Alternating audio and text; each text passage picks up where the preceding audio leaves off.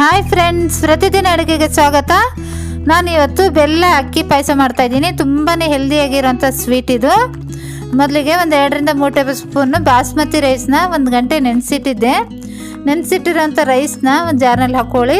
ಒಂದು ಸ್ವಲ್ಪ ನೀರು ಹಾಕ್ಕೊಂಡು ತರ್ತರಿಯಾಗಿ ರುಬ್ಕೊಳ್ಳಿ. ಬಾಸ್ಮತಿ ರೈಸ್ ಇಲ್ಲಾಂದ್ರೆ ನಾರ್ಮಲ್ ಅಕ್ಕಿ ಕೂಡ ಯೂಸ್ ಮಾಡ್ಬೋದು. ನೋಡಿ, ಈ ಥರ ತರ್ತರಿಯಾಗಿ ರುಬ್ಕೊಂಡಿದ್ದೀನಿ. ಒಂದು ಬೌಲ್ನಲ್ಲಿ ತೆಗೆದುಬಿಡಿ. 1 ಕಪ್ ಫ್ರೆಶ್ ತೆಂಗಿನಕಾಯಿನ ಹಾಕಿ ಒಂದು ಸ್ವಲ್ಪ ನೀರು ಹಾಕ್ಕೊಂಡು ನೈಸಾಗಿ ಪೇಸ್ಟ್ ಮಾಡ್ಕೊಳ್ಳಿ. ನೋಡಿ, ಈ ಥರ ನೈಸಾಗಿ ಪೇಸ್ಟ್ ಮಾಡ್ಕೊಂಡಿದ್ದೀನಿ. ನಂತರ ಒಂದು ಪಾತ್ರೆಯಲ್ಲಿ 1 ಕಪ್ ಬೆಲ್ಲ ಹಾಕಿ ಒಂದು ಅರ್ಧ ಕಪ್ ನೀರನ್ನ ಹಾಕಿ ಬೆಲ್ಲ ಕರಗಿಸ್ಕೊಳ್ಳಿ. ಜಾಸ್ತಿ ಬೇಯಿಸೋಕೆ ಹೋಗ್ಬೇಡಿ. ಸ್ವಲ್ಪ ಬೆಲ್ಲ ಕರಗಿದ್ರೆ ಸಾಕು, ಇಷ್ಟ ಆದರೆ ಸಾಕು, ತೆಗೆದುಬಿಡಿ.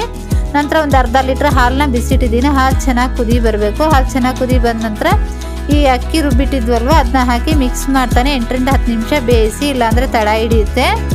ನೋಡಿ, 8ರಿಂದ 10 ನಿಮಿಷ ಆದ ನಂತರ ಈ ಥರ ಚೆಕ್ ಮಾಡಿ. ನೋಡಿ, ಈ ಥರ ಬೆಂದಿದೆ ಇಲ್ವಾ ಅಂತ. ಬೆಂದಿದೆ ಚೆನ್ನಾಗಿ, ಇಷ್ಟ ಆದರೆ ಸಾಕು. ನಂತರ ಕೊಬ್ಬರಿ ಪೇಸ್ಟ್ ಮಾಡ್ಕೊಂಡಿದ್ವಲ್ವ ಅದನ್ನ ಹಾಕಿ ಒಂದು 2ರಿಂದ 3 ನಿಮಿಷ ಬೇಯಿಸಿ ಮಿಕ್ಸ್ ಮಾಡ್ತಾನೆ ಇರಬೇಕು, ಇಲ್ಲಾಂದರೆ ತಳ ಹಿಡಿಯುತ್ತೆ. 2ರಿಂದ 3 ನಿಮಿಷ ಬೇಯಿಸಿದ ನಂತರ ಗ್ಯಾಸ್ನ ಆಫ್ ಮಾಡಿಬಿಡಿ. ಗ್ಯಾಸ್ನ ಆಫ್ ಮಾಡಿದ ನಂತರನೇ ಬೆಲ್ಲ ಹಾಕಬೇಕು, ಇಲ್ಲಾಂದರೆ ಹಾಲು ಒಡೆದೋಗುತ್ತೆ. ನಾವು ಬೆಲ್ಲನ ಕರಗಿಸಿಟ್ಟಿದ್ವಲ್ವ ಅದನ್ನ ಸೋಸಿ ಹಾಕ್ಕೊಳ್ಳಿ. ನಂತರ ಒಂದು ಸ್ವಲ್ಪ ಏಲಕ್ಕಿ ಪೌಡ್ರನ್ನ ಹಾಕಿ ಮಿಕ್ಸ್ ಮಾಡಿ. ನಂತರ ಒಂದು ಚಿಕ್ಕ ಪ್ಯಾನ್ನ ಬಿಸಿ ಇಟ್ಟಿದ್ದೀನಿ.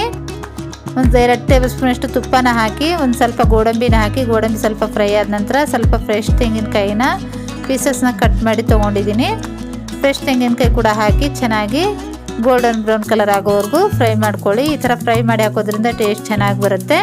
ನೋಡಿ, ಗೋಲ್ಡನ್ ಬ್ರೌನ್ ಕಲರ್ ಆಗಿದೆ, ಇಷ್ಟ ಆದರೆ ಸಾಕು. ತುಪ್ಪದ ಸಮೇತನೇ ಅದರಲ್ಲಿ ಹಾಕ್ಬಿಡಿ.